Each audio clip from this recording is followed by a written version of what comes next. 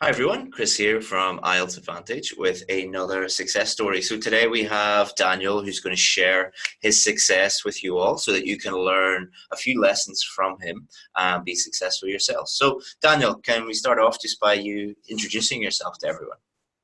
Okay, hi there everyone. Hi Chris. My name is Daniel Loyana. I'm a Nigerian, speaking from Nigeria right now, and I've tried to overcome IELTS roadblock for a while now, but I think uh, through this academy I was able to get the help I needed to get the scores needed. Yeah.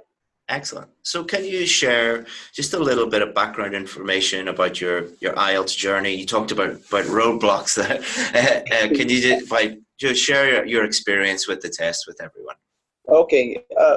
Basically, I think like everyone else, my need for the IELTS was because of something I'm trying to pursue, just like everybody else.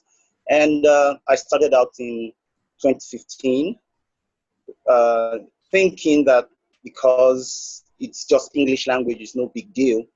I mean, I grew up reading, writing, speaking English. So to me, it was like a first language, though officially it's by IELTS standards is not. So I felt it wasn't a big deal. And I went into the exams like that, and I didn't do so well. I didn't do so well. But even then, my strong points were obvious. I was okay with listening. I was okay with reading. Where the issues were was speaking and writing. So those were the places I had issues. And then I got a little help from a local instructor, managed to get some basic, maybe zero point 0.5 improvement in my weak areas. And then that expired in 2018. And between April 2018 and January, I wrote IELTS, I think like 5 times. Wow.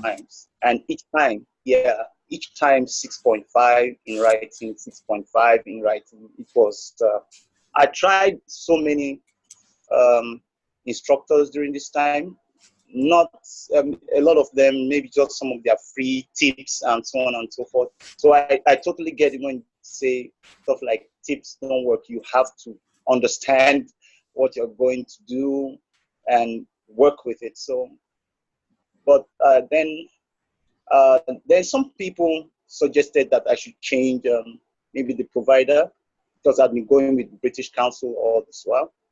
So January this year, I went with the IDP, and the writing was still 6.5. So I knew there was a systematic problem. I'm missing something steadily. So I had actually come across some of your materials. I think that was in December last year, where you gave, I can't remember exactly what the title was, but it was in 5 parts, something like that, just to help people. Mm-hmm. So I tried to apply it, but then I realized that this guy knows what he's doing. He might be more expensive than what I'm comfortable with. But then, like my wife kept saying, the cost of Christel's courses is a far cry from the total amount of money I have lost writing and writing and writing again. So I just thought, let me go for it. And then I came in through the Your wife should work in our marketing department, because that's exactly the point that we try and convey to people. But yeah, and it's a valid point. Well, so I came in through the essay correction service, and fortunately, your marketing team got to me before I sent my first essay and made me realize that sending essays is just guessing without getting the background instruction. So I paid for the full package, and voila. Excellent, excellent. And when we looked at your essays, so you talked about you were getting 6.5 and you knew that there were some things that were causing you to get 6.5, but you didn't know exactly what they were. What were the main things that we highlighted for you, the reasons why you were getting 6.5? Okay. Oh, if you can remember. I remember. It's very, I've taken it very personal, and I really wanted to crush writing. So I remember. Yeah. First of all, guys, taught me to look for some 3 to 5 band 9 words. So I tried that. It didn't work. Some other people suggested, I think especially at the introduction, to create a background information that was not in the question. I did that. It didn't work. So, but then when I started sending my essays, I started seeing a pattern of grammar mistakes. Particularly, I was leaving out some articles. I was misplacing or misusing prepositions. And then I think I was overusing linking words. You know, every sentence would begin with therefore, so, and so on. But then I looked at some of the band 9 essays in the banks and found that most of the times they are not there. So I had to start changing some things. Then I'm in love with commas. I don't know why. So I think I was overusing them, and you guys were able to identify those things for me. I think the last part would be vocabulary. My vocabulary wasn't bad, but then it needed to be more task or topic specific. Exactly. So I was able to get that from the correction service. Great. So let me go back and talk about a few of these things. Okay. Number one, for a lot of people, it's not that they're bad at writing or their English is not good enough. It's because they are listening to people telling them information that's just not right. So, for example, use a few band 9 words and you'll get a high score. Well, that's not really good advice, because number one, vocabulary is only 25% of your total mark.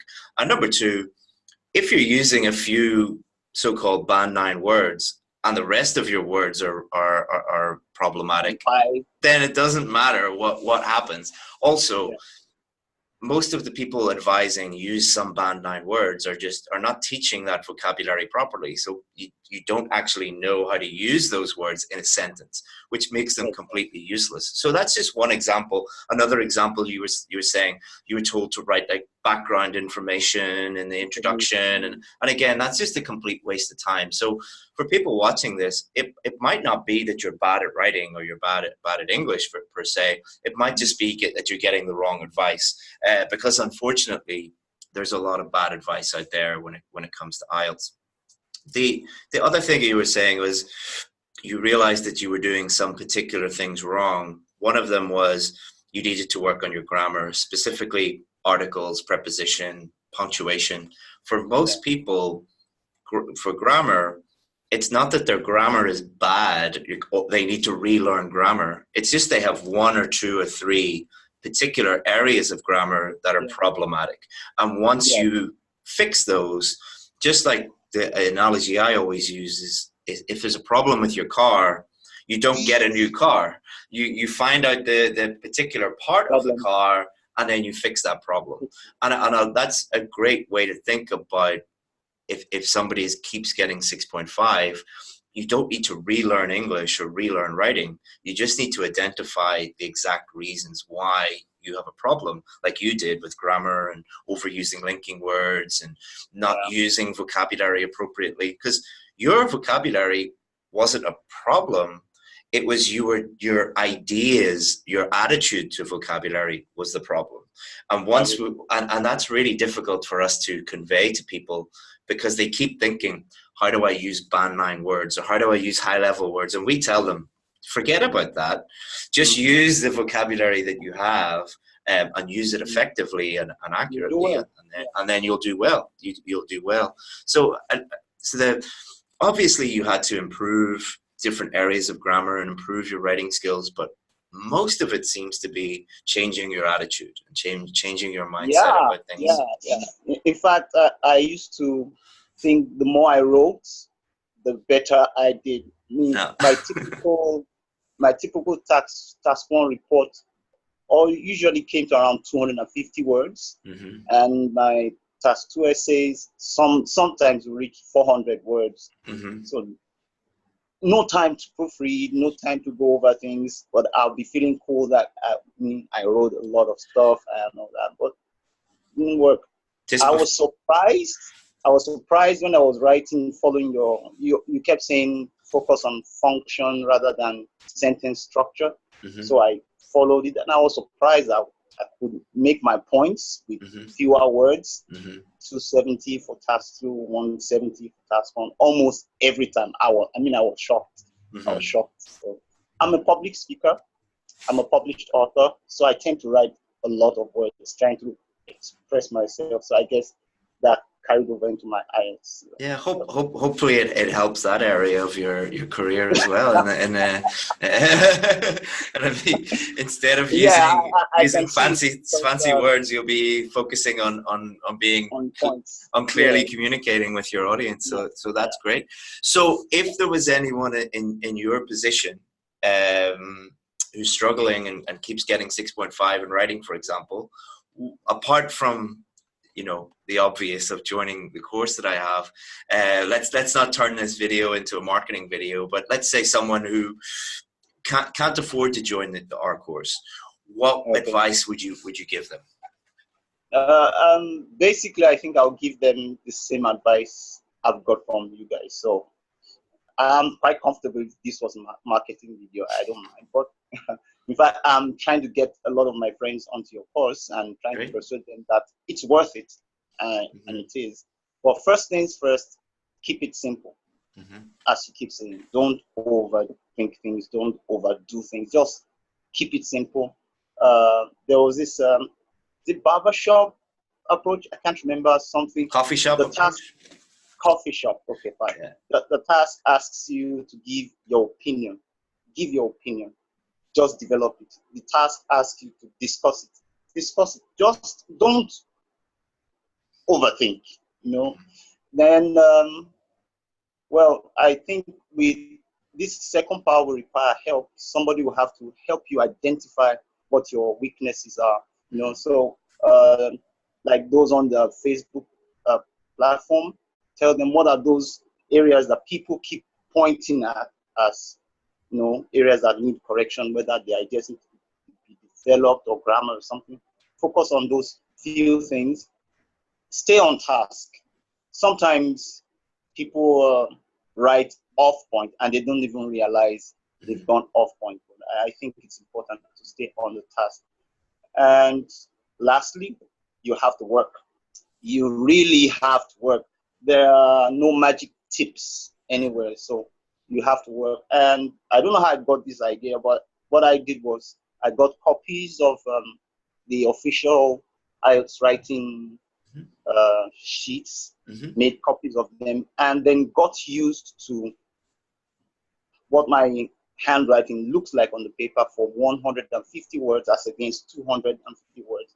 And I didn't have to think to count during the course. Instead, I used that time to check for my commas and prepositions and articles, and I'm done. Excellent. So that's what I would advise people. Well, congratulations again for your big achievement. I know you're a very humble man. You didn't think that your achievement deserved a success story video, but let me tell you, it does, because you've achieved what so many hundreds of thousands of people all over the world try to do. So congratulations, and well done for putting in all the hard work. What will you be able to do? What are your plans for the future now? Well, I'm not going to Canada. That's one thing. So really? I've been trying. Canada is a lovely place. I have friends there, but it's not in the books for me. I'm working on some things, and I just needed to have the IELTS as a proof of English. So it's one less thing to worry about, and now you can focus on other areas. So excellent, Daniel. Well, again, thank you so much for sharing your success. The advice that you've given in this video, if anyone is watching, it does work, and it will really, really help you. And thanks again, Daniel. Thanks. It's my pleasure. Bye-bye.